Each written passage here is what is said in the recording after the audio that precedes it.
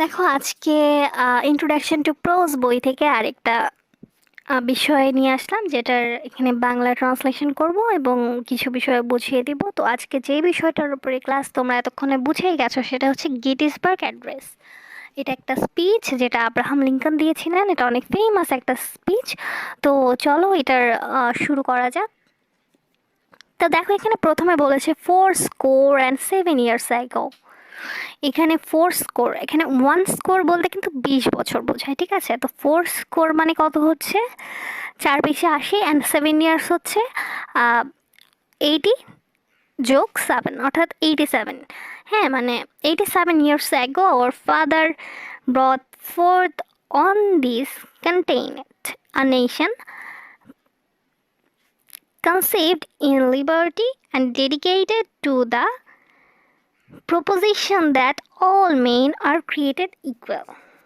অর্থাৎ 87 বছর আগে আমাদের পূর্বপুরুষরা আমাদেরকে এক স্বাধীন দেশ দিয়েছে, যেখানে সব ধরনের মানুষ সমান এবং স্বাধীনতায় বিশ্বাস করবে। Now we are engaged in a great civil war, teasing whether that nation or any nation so conceived and so dedicated can long endure। জন্ম থেকে এখন পর্যন্ত আমরা অনেক গৃহযুদ্ধ মোকাবেলা করেছি, ভীষণভাবে সংগ্রাম করে এতদিন আমরা টিকে আছি। অন্য কোনো জাতি এই ধরনের অবস্থায় টিকে থাকতে পেরেছে কিনা সন্দেহ। এর পরের লাইনটা দেখো, we are met on great battlefield of the war. আমরা বড় ধরনের যুদ্ধের সম্মুখীন হয়েছি। We have come to dedicate a portion of that field as a final resting place for those who here gave their lives that nation might live। জাতিকে টিকিয়ে রাখার জন্য যারা জীবন দিয়েছে তাদের জন্য আমরা যুদ্ধ মাঠের এক অংশ নিবেদন করার সিদ্ধান্ত নিয়েছি। It is altogether fitting and proper that we should do this। সবারই এই এক সিদ্ধান্ত, একমত, এবং এটাই আমাদের করা উচিত। But in a larger sense we cannot dedicate, we cannot consecrate, we cannot hallow this ground। আসলে তাদের আত্মত্যাগের বিনিময়ে আমরা যাই করি না কেন তাই সামান্য হয়ে যাবে। The brave men living and dead who struggled here have consecrated it for above our poor power to add our detract। বীর যোদ্ধারা শহীদ হোক অথবা জীবিত থাকুক, তারা যুদ্ধের জন্য, দেশকে রক্ষার জন্য যেভাবে আত্মনিয়োগ করে তার প্রতিদান দেয়া আমাদের সামর্থ্যের বাইরে। The world will little note nor long remember what we say here, but it can never forget what they did here।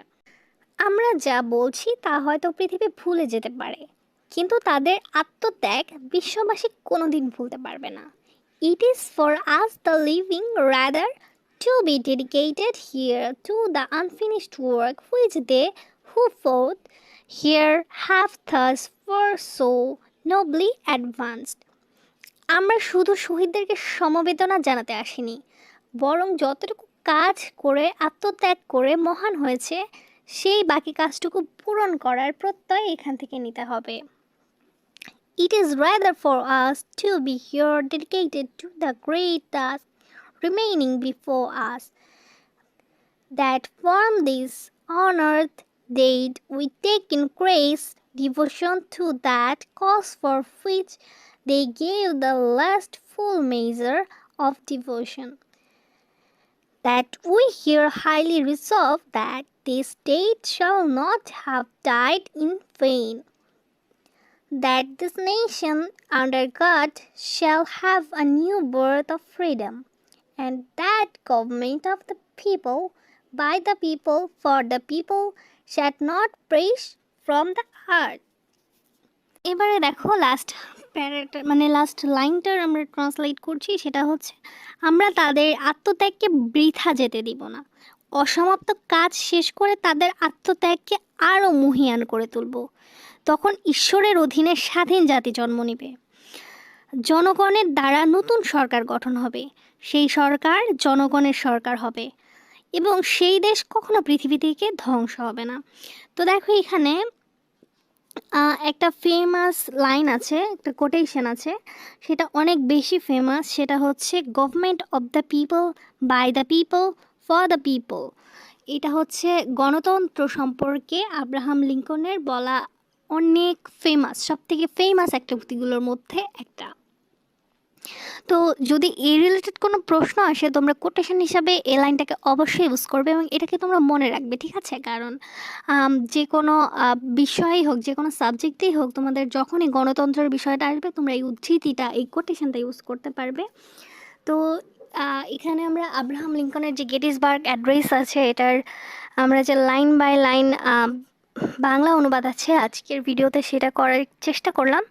তো আশা করছি তোমরা বুঝতে পেরেছো। আর ধন্যবাদ এতক্ষণ সাথে থাকার জন্য। Thanks for watching. তোমরা একটু লাইক, শেয়ার, সাবস্ক্রাইব করে দিও। আর কোনো সমস্যা থাকলে অবশ্যই কমেন্টে জানিও। আর এতক্ষণ ভিডিওটা দেখার জন্য অনেক অনেক থ্যাংক ইউ। আল্লাহ হাফেজ।